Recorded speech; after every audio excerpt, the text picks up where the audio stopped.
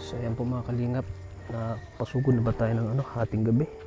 Dito kinali kasi yung pinabibigay po ni Pinoy Christian of Canada ay ibibigay natin, at kung sa Sabado pa natin ibigay ay matagal na yun. Tao po! Tao po! Ay, yun. Gandang gabi po. Ay, pasok po. Ano po? Tuloy po, tuloy. Gabi na gabihan ako hapunta dito. Oo nga. Napasugod ako ng hating gabi na. Si Lipo, te. Wala pa po. Ay, wala pa. Ano punti? Wala pa si Lay. Ayan si Dado. Dahil dito na kayo natutulog? Kaya po dito. Okay na dito kasi di naman yata pag Hindi man na maulan. Hindi Oo. man na natulo. Wala nang tulo, no? Hindi na nga po. Hi! Bless Grabe. ikaw, bless. Bless! Bless. Bless! Wow, Yun. very good. Very good. Lalo. Lalo. Bunso. Lilo. Bless ka. Ayan po. Sige. Andito ka. Sili, wala pa pala, no? Wala pa. Tuloy po, kain po. Sige. Nandito ako para may Siya pa po may ang ulam namin. may bigay akong blessing. Nakain ka po, hindi na pa? Ay, kahit ano. Hindi man ako mayaman. Mahirap man ako. Basta kung anong meron, kakainin ko yan. So, ayan po. Ayaw. Uy, ayaw. Hello. Hello. Hi, vlog. Sana pala ano to ng ilaw, no? Dito. Ay, di pwede kasi pakisamihan pa pala ito. Makita mo. Kisami pa. Ayan, no. Masabay na lang po kami. Masarap. Hintayin ko na kung sili. Oo. Sige po, madating na din Masarap kumain pag parating na din po yung kasama sili kumain eh. Time check natin guys ay alas 7 na yata. 7:20. So pag ganitong oras para mga kalingap, wala pa si Lay. Di pa nakauwi. Grabe yung ano niya. So, lampas 24 hours ano, te? Oh. Lampas 24 hours yung pasok niya sa school. Grabe, no? Tapos, mauwi siya. Ano na pala, oh? Pa kasi yun ang sasakyan. 720 28 na. Tapos may tayo pa na sasakyan. Ayan. Nahintay pa po yun ang Kasi, ang sabi ni Pinoy Christian of Canada, may pabasa inyo, sa inyong tatlo. Yung Bible verse. Bible verse pabasa sa inyo mamaya. Bago ko daw ibigay yung blessing. ay dumanggaro ako. Ipapabasa ni Pinoy Christian of Canada. Ano, Julian? May babasahin daw kayo mamaya. Bible verse. Ito na si Lay. Good evening, Lay. Grabe. Ngayon ako nakakita na estudyante na alas 7 nakauwi. Ay, ang tagal nga po ng ano. Tagal lang nakasakay. Talagang parang nagtatrabaho sa office yung ano mo, uniform.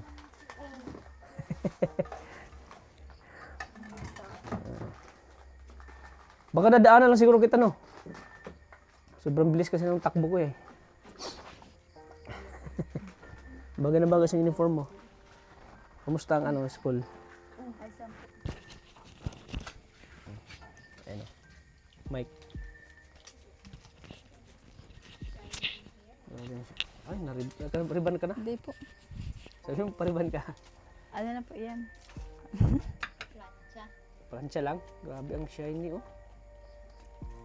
Sumusunod sa galaw, oh. Sumusunod sa galaw mo. Sumusunod sa galaw mo.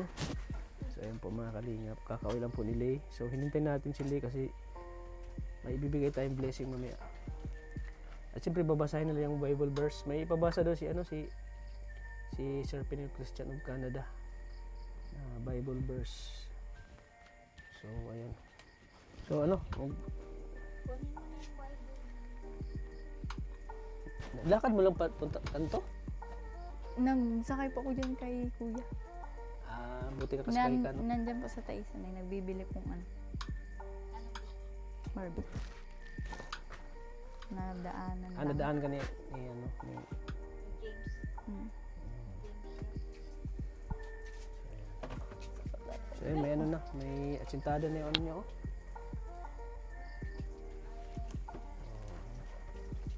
Ano pala yung uniform yun, Lay? Ngayon ako nakita ng uniform yung ganyan. Grabe ka, alas 6 pa lang alis ka na dito. Opo. Tapos uwi ka, ganitong oras, alas 7, ano na, 7:35 na ng gabi. So, ayun. Ano ko muna? Bihis ka muna. Sige po. Yan po mga kalingap. At ngayon po, kaya nandito ako dahil yun, may request po yung sponsor nila Lay na ipabasa daw po yung verse. Gusto niyang makita sa vlog natin, gusto niyang marinig. Kaya mamaya Lay, pagbasa mo, lakasan mo ha.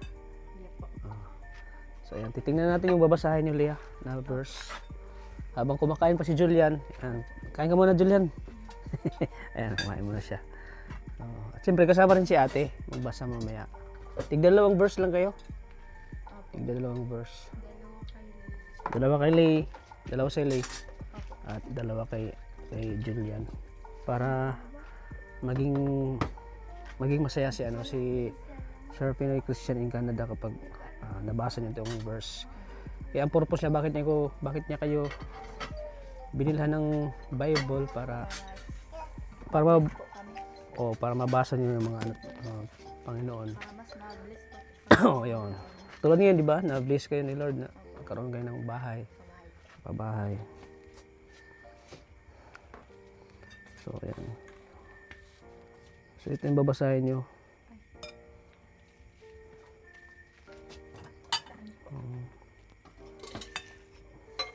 Ayan, ito. John 14:6, John 8:12, John 10:9 at John 3:16. Ayan. So habang nagbasa kayo, lakasan nyo daw. Oh, sige. Dito tayo sa may ilaw. Dito. Ito po kayo dito.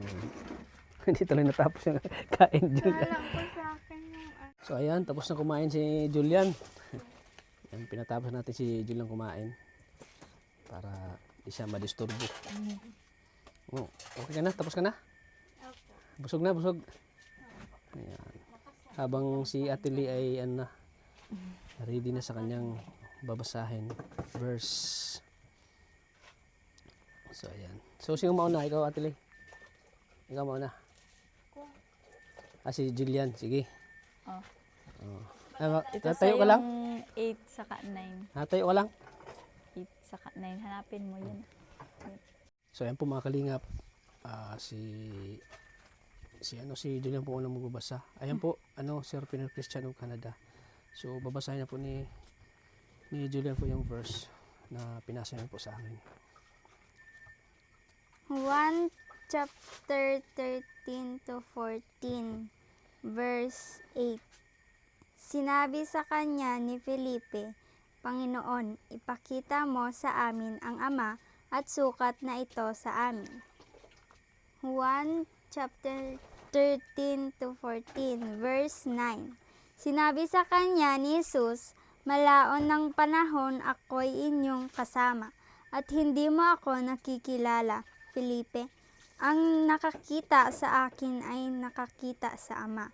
Paanong sinasabi mo, ipakita mo sa amin ang Ama?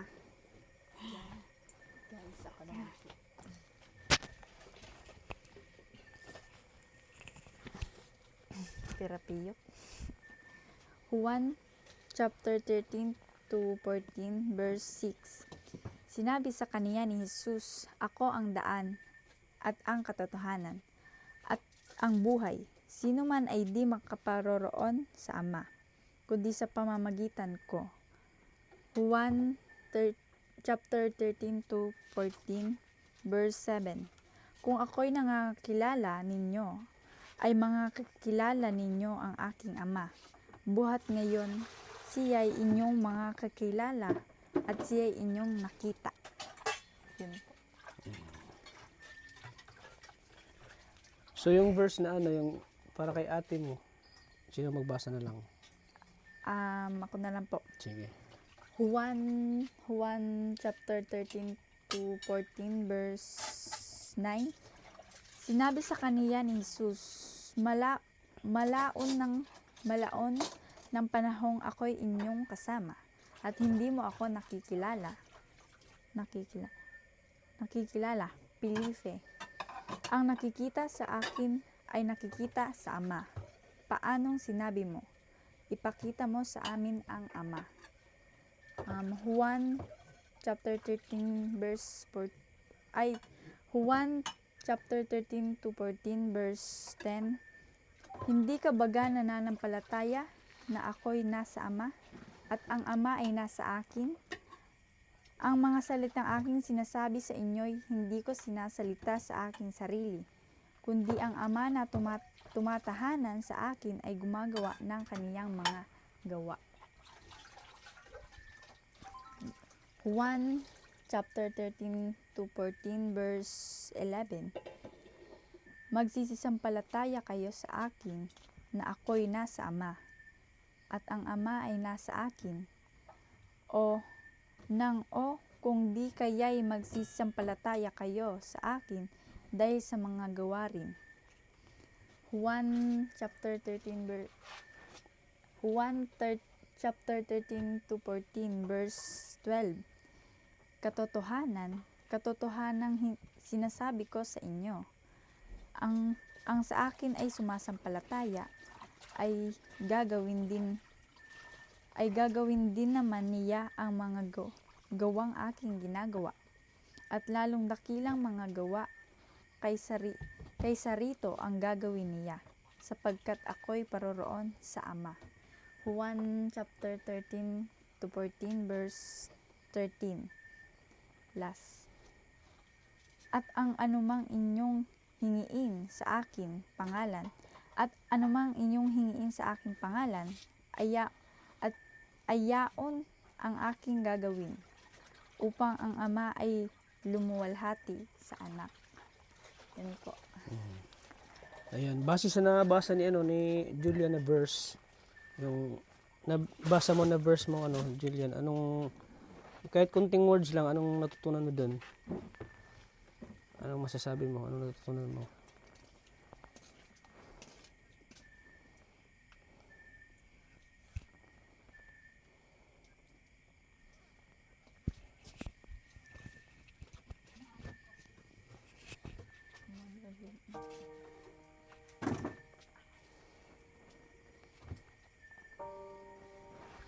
Ang alam ko lang po kasi yung binasa po ni Ate Lee, yung verse 6 Oh, po. sige daw.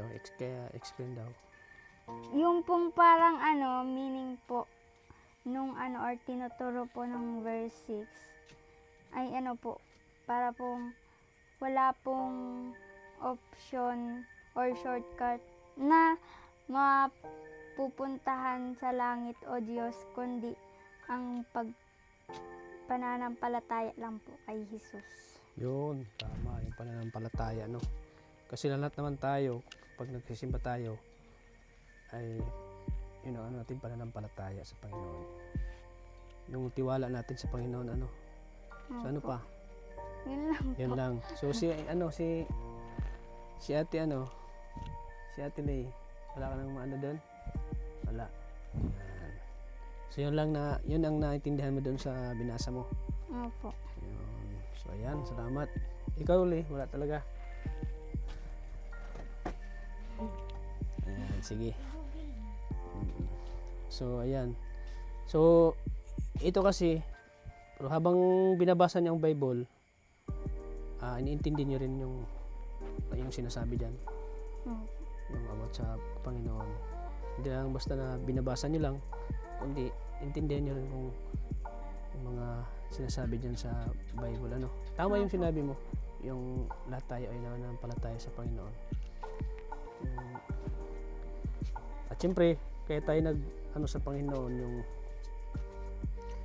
kaya tayo ay nagsisimba dahil di naman tayo lahat ay nagkasala, di ba? Lahat tayo ay makasalanan dito sa mundo, kaya tayo nagsisimba dahil ang purpose natin ay humingi ng kapatawaran sa Panginoon, humingi ng mga kasalanan, magpatawa na, kumbaga tayo ay nagsimba para humingi ng tawad sa Panginoon sa ating mga kasalanan, di ba? Tama? So, yun. So, ayan. Sir Pinoy Christian of Canada. Ayan. Sobrang lakas ng boses nila, rinig na rinig. At siyempre sila sobrang ganda ng pagkabasa nila doon. Talagang may ha? Yan. Oh. At saka ang lakas ng boses mo doon rinig na rinig yung pagbabasa mo ng Bible. So, thank you po, Sir Pinoy Christian of Canada. At siyempre, dahil sa pagbibigay mo ng Biblia sa kanila, marami silang natutunan about God, about sa ng Panginoon. Yung sa 10 commandments, anong doon? Alam mo ba yung mga 10 commandments? Yung kay Moises.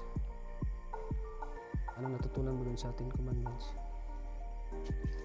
Di ba yun yung 10 utos ng Panginoon? Yung 10 commandments? Huwag makikiapid. Bawal pumatay. Ganun. Bawal po magnakaw. Yun. Ikaw ulit, ano natutunan mo dun sa 10 commandments? Igalang ang magulang. Bawal may asawa. Apid. Yan, halimbawa kasal yung tapos Pagkasal ng isang lalaki, bawal na magpaligaw. yan, bawal ang paligaw, bawal ang agawin. Panligawan, huwag ka nang maniwala. Yan, bawal ang agawin. Halimbawa ikaw, kasal ka na, hindi ka na pwedeng magpunta pa sa ibang lalaki, bawal na yun, may malaking kasalanan yun sa. Kaya kung ka sa lalaki, pag ready ka na talaga na love mo yung lalaki, yan, pakasal ka sa kanya, tapos never ka na. Pag di pa kasal, Kuya Tats, pwede bang magpaligaw? Hindi ko pa alam yan. Pwede siguro yan kapag di pa kasal. Kasi hindi pa siya na nabindisyon ng Panginoon eh. Pagkasal siguro, tapos sa agawin ng ibang lalaking babae, malaking kasalanan yun. thou shall not kabit ba yun? Kabit sa neighborhood, ganun, sa English pa. Pagkasal talaga, kasi nagsumpaan na kayo nagsumpaan na kayo sa harap ng Panginoon na ikaw lang talaga, till death do us part na, hanggang sa kamatayan, kayo ay magsasama. So, for example, ang babae ay, kumbaga, natukso siya sa ibang lalaki, kasal siya, isang malaking kasalanan yan sa kanya. Isang malaking kasalanan. Naghiwalay ka tapos maghanap ka ng iba. Maghanap pa ng iba yan. Malaking kasalanan. Yung yan. malaking kasalanan. No. Nasa Ten Commandments yan Nasa Ten Commandments yan. So, kaya, pag kinasal kayo, yung pinakasalan yung lalaki, yun na talaga ang forever nyo. Hindi na kayo pwede maghanap pa ng iba. Kapag kayo kakasal. Tama, Le? So, ayan. So, ayan, Sir Pinoy Christian of Canada. Ayan, narinig, natin yung nila. Binabasa natin. Sobrang, po. May natutunan din ako doon sa mga binabasa ko. Pero, hindi ko ma-explain. Ganun. So, ayan. So, salamat po ulit, Sir Pinoy Christian of Canada. Sana po sa Bible pala binigay niyo sa kanila. At syempre, yan ay binabasa niyo ito bago kayo matulog. Every Friday. Pag mag-Bible study kayo. So, ayan. Pag lang yung Friday, pag may time. For example, Sabado, ganun. Pag wala kayong pasok, yung wala kayong ginagawa sa school nyo, sa mga homeworks nyo yan, pag may time kayo, binabasa nyo. So, ayan. So, ayan, Sir Pinoy Christian of Canada. Ayan. So, ayan, Sir Pinoy Christian of Canada. Ayan. So, ayan, Sir Pinoy Christian of Canada. So, yun, binasa nila yung verse na pinabasa mo sa kanila. So, itong pinabigay nyo pong 7,000 para sa kanila, pang allowance po. At syempre, pang allowance nyo at pangangailangan nyo dito sa araw-araw. So, yun. Saan ko nibigay sa'yo na? Ibigay mo naman kay mama. Sa'yo ko na lang, te. Kay mama. Sige. Ayan, ito po, ibibigay ko na po, Sir Pinoy Christian of Canada. Tiyo, tanggapin nyo pong 7,000 galing kay Sir Pinoy Christian of Canada. 1, 2, 3, 4, 5, 6, 7,000 pesos. Yay! So, ayan, grabe. Hindi lang si Ma'am Jean Hugoson at si Ma'am Jean Hugoson tumulong sa inyo. Andiyan pa si Sir Pinoy Christian of Canada. Anong masasabi mo, te? At siyempre, nagbibigay din siya ng pangkusina nyo. Pangkusina nyo. Sa pangkwarto nyo. Kakahalaga po ng 10,000 pesos. Pandagdag po natin sa materials dito po. Salamat po, Sir Christian Pinoy of Canada. Thank you po, Sir Christian Pinoy in Canada. Sa materials po na dagdag saka po dito sa 7K. Sa bigay mo din pong allowance na 7K sa mga bata at saka dito po sa pagpapatrabaho po. Thank you so much po sa dagdag na materials po dito po sa kwarto. Mag-iingat ka po dyan palagi. And kay Ma'am Jean Hugoson po, thank you so much po sa mag-asawa na napakalaking tulong din po ng pabahay na ito sa amin. Mag-ingat po kayo dyan palagi. Yun lang po, ang sigad na po ang bahalang magbabalik ng mga blessings po. Para po marami pa po kayong matulungan, hindi lang po kami. Sa marami pa pong nangangailangan na tulong. Lalong-lalo na din po sa mga pagpapaaral na naghihirap po talaga. Yun lang po, salamat po sa lahat. And Kuya Bal, Ate Edna, and kay Kuya Rab po, and Ma'am Jack. Yun po, sa lahat po ng supporters po ng Kalingap, kay Kuya Tats and Maria Ligaya. Thank you po. Thank you ng marami po sa inyo. Yun lang po, thank you so much po. At siyempre, yan, talagang nagkatotoo yung mga sinasabi ni Sir Pinoy Christian of Canada, di ba? Every now and then na binabasa nyo, grabe yung blessing. Tingnan nyo naman, ang bahay niyo mabubuo na, oh. Grabe. Yan, oh, mabubuo na.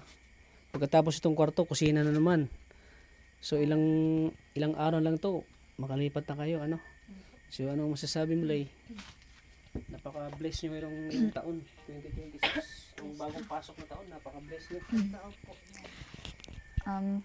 Una po, nagpapasalamat po ako kay God kasi siya po ang may gawa po ng lahat ng ito. Maraming salamat po kasi may mga tao po siyang ginamit na instrumento po para po makatulong po sa katulad po namin. Hindi lang po sa amin, para din po sa mga nangangailangan po ng tulong. Yun po, maraming salamat po kay Kalingap Tata. Andiyan po siya palagi. Tapos, Kaya tayo sa ating hindi. simula po nun hanggang ngayon, andiyan pa rin po siya. Hindi niya po kami pinabayaan. Siguro po kung pinabayaan niya po kami, baka wala po ganito na may mag-sponsor po sa amin. Kaya yun po, salamat po sa mga viewers po, sa mga silent viewers, sa mga di po nag-skip ng ads. Maraming salamat po sa suporta niyo po palagi.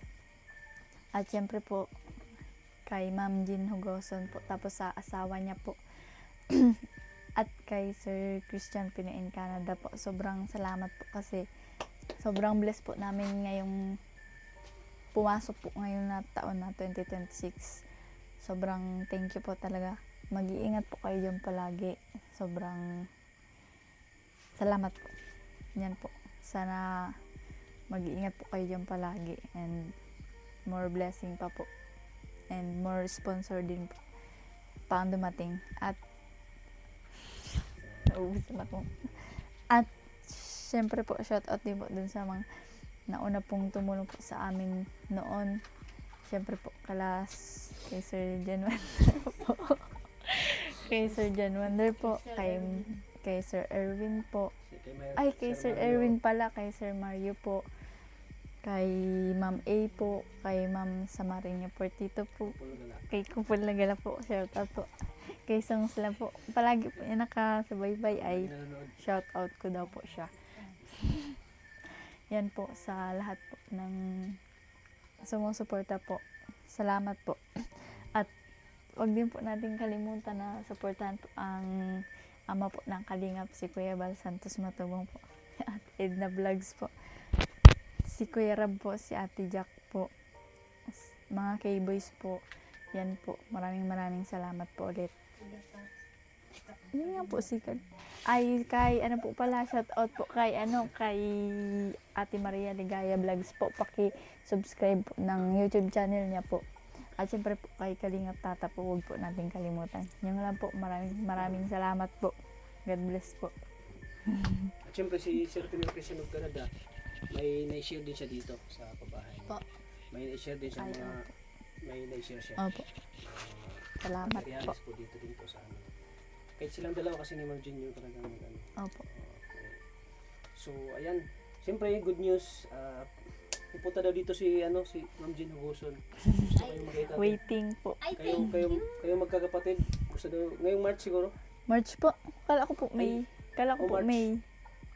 March siguro. Gusto niya ka makita in person daw. At gusto niya makita yung pinagawa niyang bahay. Opo. Kaya habang nakita niyang pinagawa nating bahay sa inyo, sa vlog ko, masaya siya. Kasi Po. yun ay siyempre yung blessing na sinishare niya ay siyempre kahit ako siguro pag nag-share ako ng blessing doon sa tinutulungan ko, sobrang saya ko siguro na may bahagi ko yung Po. Sarap sa pakiramdam niyo. sarap sa pakiramdam yung Opo. nakita mo yung tinulong mo. Opo. Sobrang sarap sa pakiramdam na makatulong ka sa kapwa mo. Lalo na sa kay Lay, sa Opo. kayong mga kapatid kasi yun ay dahil hanggang ngayon ay di pa rin kayo nagbabago. Hindi ka rin po nagbabago, Kuya Tats. Thank you po ng marami sa iyo. Kahit gabi, kahit umuulan, kahit bumabagyo. Kasi Lagi ka na. ito lang talaga yung time na Oo.